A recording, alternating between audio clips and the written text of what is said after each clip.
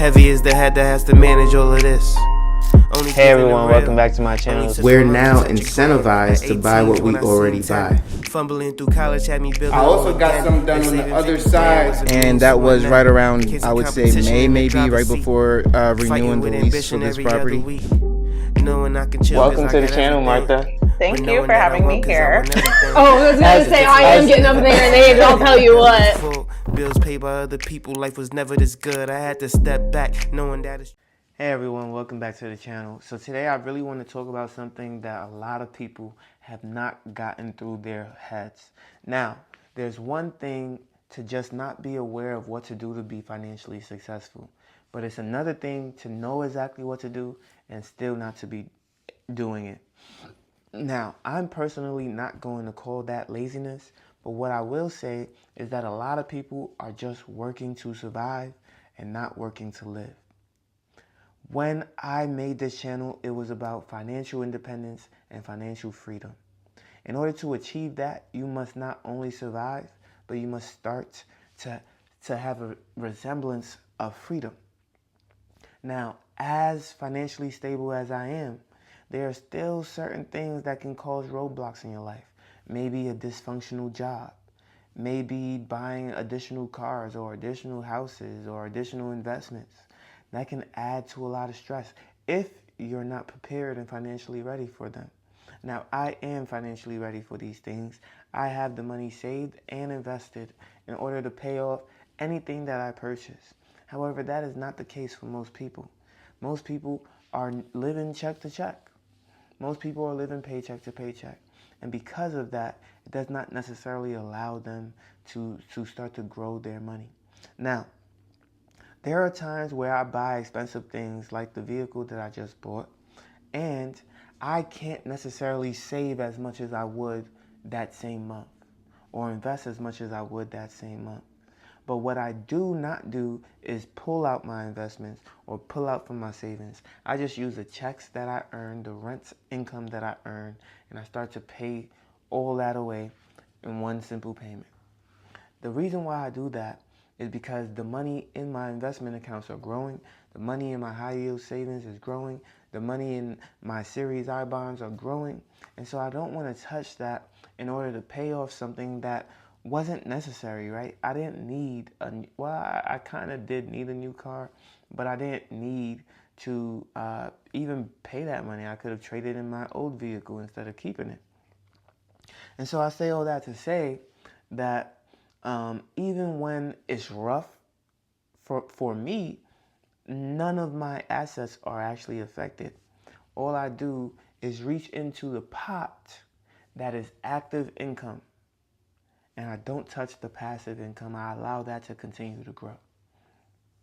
And so today I want to talk about what is necessary in order to reach financial independence, and if that is right for you, because before you can reach financial freedom, you must have financial independence. Say it with me, financial independence.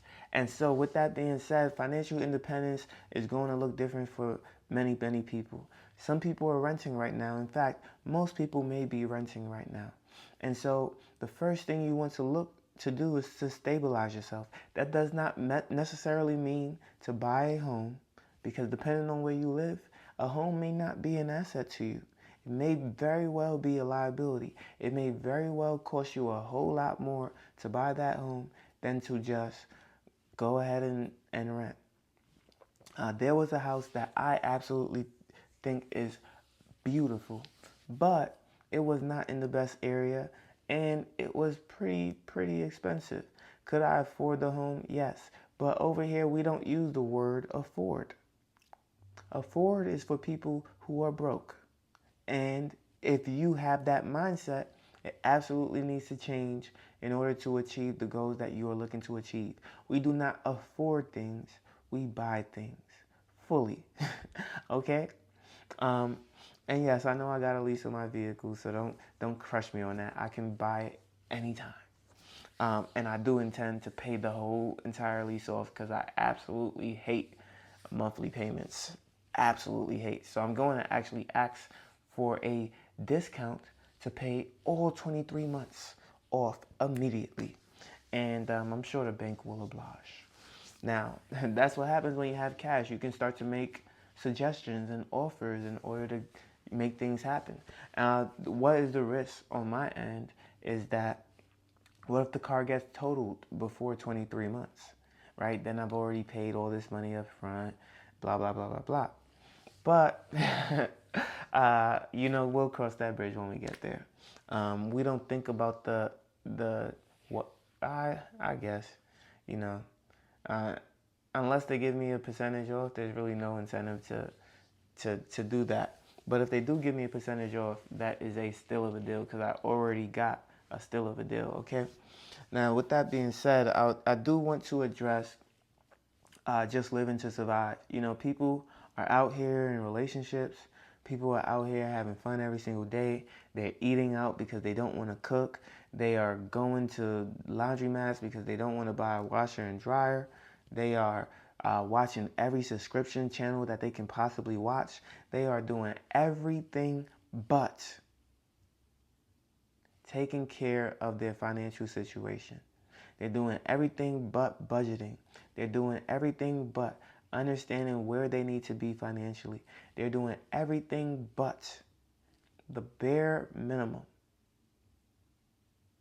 And you may think you're already doing the bare minimum by simply surviving, but that is not the case.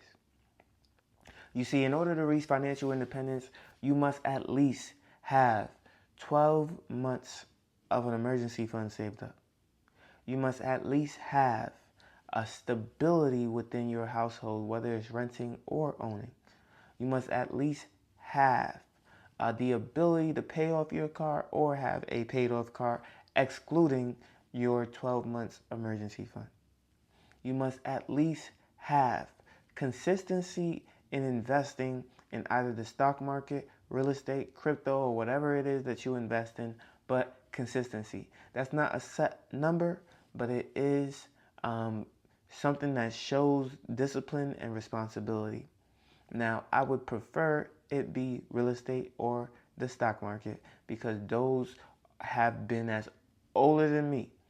And, we like old things over here because those tend to last a lot longer. And our 401ks, our Roth IRAs are all in the stock market, which again, older than me.